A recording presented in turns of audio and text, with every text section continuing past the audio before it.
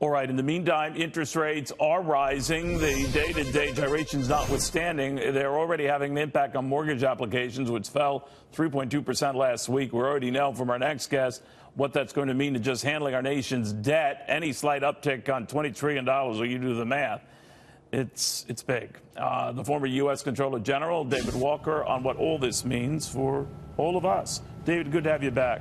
Good to be with you, Neil. You know, first on the mortgage side and the real estate side, it's having a real effect. There's no doubt that as soon as rates ticked up, a lot of housing activity slowed down. There were other factors at play, but it's not stopping. What do you make of that? Well, there's no question. But on the other hand, with economic growth strong, with unemployment down, with the Fed raising its rates, the question is, where is it going from here? It's had a slowdown, but then people need to think about, is it going to go higher? And people need to make their own judgments about when's the time to refinance or when's the time to buy. Do you ever keep a number in the back of your head on this stuff, David? Now, some people say, well, we cross 3%, that's going to change everything. You get to 3.25%, it's going to change everything. I hear people talking over the weekend in Barron's about 4%, get to that, and then all bets are off. I'm referring to a 10-year note yield. What do you keep sort of lodged in the back of your head as a worry number, or is just the trend that you're concerned? Again, rates going up for the right reasons, but when it comes to managing our debt for all the wrong fallout.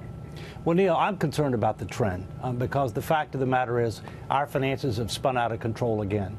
Within the last year, we've passed tax and spending legislation that has doubled the deficit.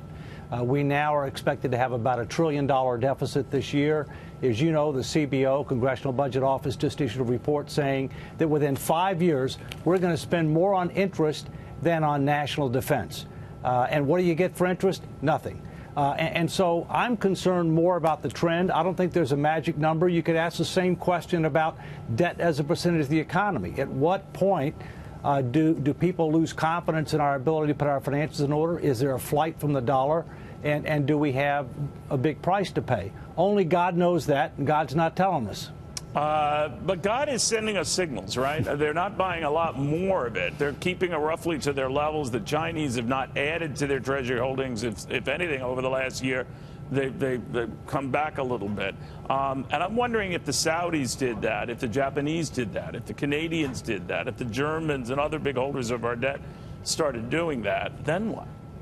Well, then rates are going to go up even further, because the other thing you have to keep in mind is that for a long time we had a steady and reliable source of financing our debt, and that was Social Security was running a surplus, and therefore by law it had to buy U.S. government debt to invest in the trust funds. That's no longer the case. It's now running a deficit, and it's expected, the trust fund is expected to go to zero by 2031.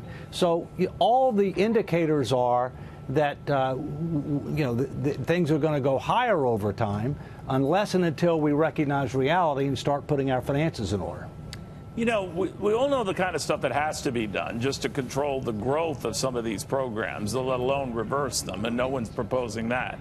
But there's not the political will to do it, and those who have tried to do that have been electrocuted. So I'm wondering, where and how do the parties come together on this? I mean, does it require a Ross Perot chart moment where we have to spell it out? The American people aren't stupid, but the American people themselves have to realize what's going on, and many of them don't. I think we may need a new Ross Perot moment. Ross is a friend of mine. He frankly ran for president twice. He didn't really want to be president, but he clearly affected President Clinton's agenda. He clearly had an impact on the Contract for America to get the Republicans to take over the House. We woke up, saw fiscal sanity, had surpluses for 4 years, the first 4 years that I was Comptroller General. We lost our way, and now we've lost our way again. And so, look, the bottom line is the American people are a lot smarter than the politicians. They know that you can't spend more money than you make, charge it the credit card without having a day of reckoning. I proved that in 2012 in the 10 million a minute tour, 27 states, 10,000 miles, and showed that a cross-section of the American people would agree on tough choices as long as they're designed to meet a particular goal of getting debt to GDP down to a certain level and based on values that bring people together rather than divide people apart. So don't rely on the Congress. The president has to lead, no matter who that is. We need a massive public education and engagement effort.